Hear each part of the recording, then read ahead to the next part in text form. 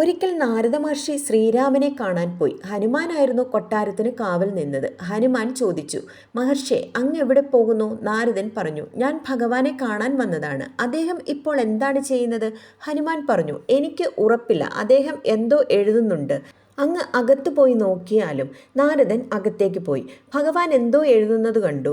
നാരദൻ ചോദിച്ചു, ഭഗവാനെ, അങ്ങേക്ക് ഈ പണി ആരെയെങ്കിലും ഏൽപ്പിച്ചുകൂടെ? രാമൻ പറഞ്ഞു, വേണ്ട നാരദ, ഈ ജോലി ഞാൻ തന്നെയാണ് ചെയ്യേണ്ടത്. എനിക്ക് ഈ ജോലി ആരെയും ഏൽപ്പിക്കാൻ കഴിയില്ല. നാരദൻ ആകാംക്ഷയോടെ ചോദിച്ചു, അങ്ങ് എന്താണ് എഴുതുന്നത്? എനിക്കത് അറിയാൻ ആഗ്രഹമുണ്ട്. ഇല്ല നാരദ, ഇത് അങ്ങ് അറിയേണ്ടതില്ല. നാരദൻ വീണ്ടും നിർബന്ധിച്ചു. അപ്പോൾ ശ്രീരാമൻ പറഞ്ഞു, ഞാൻ ഇപ്പോൾ എഴുതുന്നത് എപ്പോഴും എന്നെ പ്രാർത്ഥിക്കുന്ന എൻ്റെ ഭക്തരുടെ പേരുകളാണ്. ഞാൻ അവരുടെ ഹാജർ എടുക്കുകയാണ്. നാരദന് അത്ഭുതമായി. നാരദൻ എഴുതിയത് വാങ്ങിച്ചു നോക്കി. ആ പട്ടികയുടെ ഏറ്റവും മുകളിൽ തൻ്റെ പേര് കണ്ട് അദ്ദേഹം സന്തോഷിച്ചു. തന്നെ അദ്ദേഹത്തിൻ്റെ യഥാർത്ഥ ഭക്തനായി വിശ്വസിക്കുന്നുവെന്ന ചിന്തയിൽ അദ്ദേഹം അഭിമാനിക്കുകയും ചെയ്തു. എന്നാൽ ഹനുമാന്റെ പേര് എവിടെയും കാണാൻ അദ്ദേഹത്തിന് സാധിച്ചില്ല. ഹനുമാൻ ശ്രീരാമന്റെ വിശ്വസ്ത ഭക്തനായിട്ടുകൂടി എന്തുകൊണ്ട് അദ്ദേഹം ഈ പേര് എഴുതാതിരുന്നത്? ആശയക്കുഴപ്പത്തിലായ നാരദൻ ഹനുമാനെ അന്വേഷിക്കാൻ പോയി.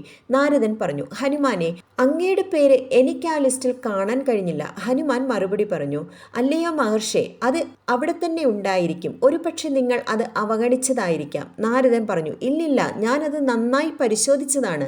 അതിൽ ഒന്നും തന്നെ എനിക്ക് കാണാൻ കഴിഞ്ഞില്ല.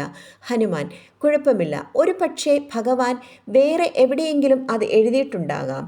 അദ്ദേഹം വേറൊരു കുറിപ്പും സൂക്ഷിക്കുന്നുണ്ട്. ചിലപ്പോൾ അതിലെൻ്റെ പേര് കാണുമായിരിക്കും. നാരദന് വീണ്ടും ആകാംക്ഷയായി. ഓ, അങ്ങനെയോ? വീണ്ടും അദ്ദേഹം ഭഗവാനെ കാണാൻ അകത്തേക്ക് പോയി. നാരദൻ ചോദിച്ചു, അങ്ങ് വീണ്ടും വേറൊരു കുറിപ്പ് എഴുതി സൂക്ഷിക്കുന്നതായി ഞാൻ അറിഞ്ഞു. അങ്ങ് ദയവായി പറഞ്ഞാലും എന്തുകൊണ്ടാണ് അത് പ്രത്യേകം സൂക്ഷിക്കുന്നത്? രാമൻ പുഞ്ചിരിയോടെ പറഞ്ഞു, അല്ലയോ മുനെ, ഞാൻ എപ്പോഴും പ്രാർത്ഥിക്കുന്ന ഭക്തരുടെ പേരുകളാണ് ഇവിടെ എഴുതുന്നത്. അത് കണ്ടതുകൊണ്ട് അങ്ങേക്കൊരു പ്രയോജനവുമില്ല. നാരദൻ വീണ്ടും നിർബന്ധിച്ചു, എന്നെ ഒന്ന് കാണിക്കൂ. ശ്രീരാമൻ ഒരു പുഞ്ചിരിയോടെ അതെടുത്ത് നാരദന് കൊടുത്തു.